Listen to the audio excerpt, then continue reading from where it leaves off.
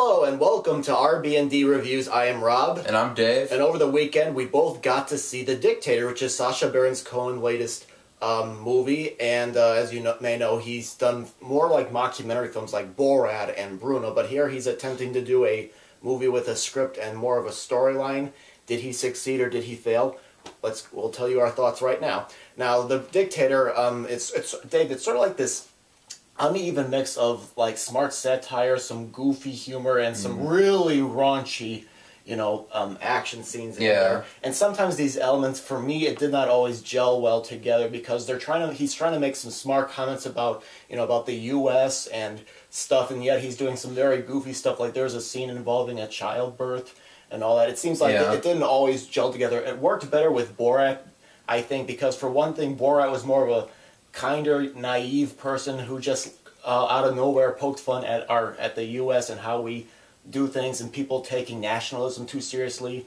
And that was a smart, serious movie in a way. And then Bruno, he was poking fun at celebrities, because sometimes celebrities do some goofy things from time to time with their trends and all that. But here they're trying to mix all that together in a serious script, and it just doesn't always work for me. And it's a political satire as well. I mean, there's like scenes with like Obama and this and all that, but of course he's not like a real dictator. This is like a fictional character that Combs is playing and whatnot, but it could almost seem like he was like real. But I guess they modeled him around like all the dictators, like Gaddafi, and just like other powers out of the Middle East and whatnot. It's basically a satire on that. So. Yes, definitely.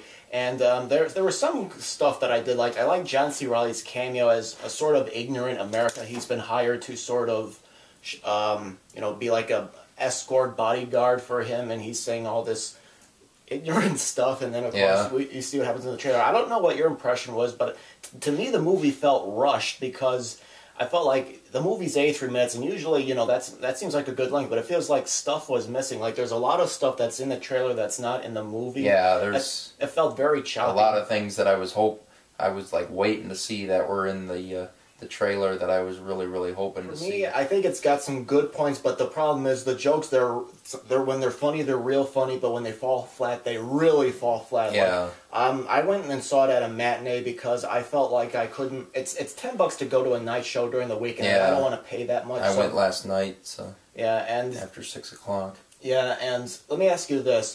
My theory with comedy is it's better at night when you're with a group of people because the laugh kind of sets everybody off. But then at a matinee, because the matinee I chuckled a few times, but I didn't really laugh. What about you? Were you laughing a lot with the audience, or were they laughing a lot at night? Some people were. Some people were kind of like offended, it seemed, or like grossed out by it. Kind of like a lot of the girls, they were kind of like cringing at it, and a lot of the guys in the theater were like sort of laughing, or there was scenes that were like really funny. Then they were laughing about it. But yeah, I was just like, I was laughing at most of it, but some of it was just kind of like the stuff that was uncalled for. I was just kind of. So this wasn't like a huge laugh for the audience that you. No, I thought this here and there. So. I still think Borat was funnier. Yeah, I agree. Borat, I think, is his best film. And Baron Cohen is developing a good career as a character actor. I mean, he's been in Sweetie Todd. He was with Tim Burton and Johnny Depp, and he was in Hugo recently, and that was directed by Martin Scorsese. So I think if this thing that he does is starting to not work out, he can fall back as a character actor, because he was really good in Hugo, I thought, as the sadistic... what do you call it? An inspector for the train station. He's looking for, criminals and all this stuff, like a police inspector. He was really good in that, and I think he can pull that off very well. And he was good in the one with Will Ferrell, the race car movie too.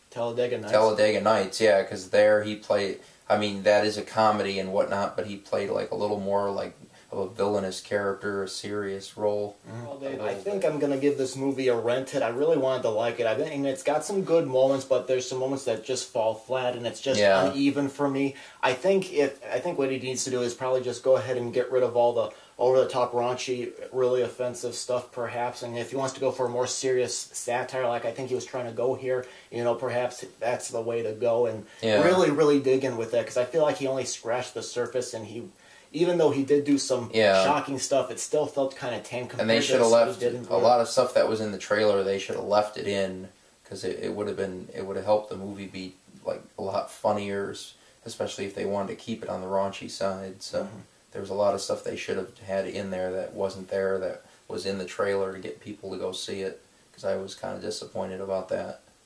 Yeah, so. In a way, I think the trailer kept people away, because this movie didn't make...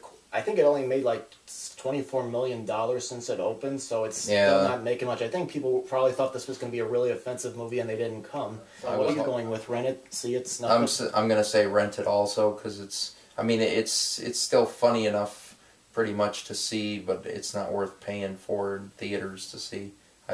It's better off just renting it. Okay. All right, well, that's our review for The Dictator. Leave your comments, and thank you for watching.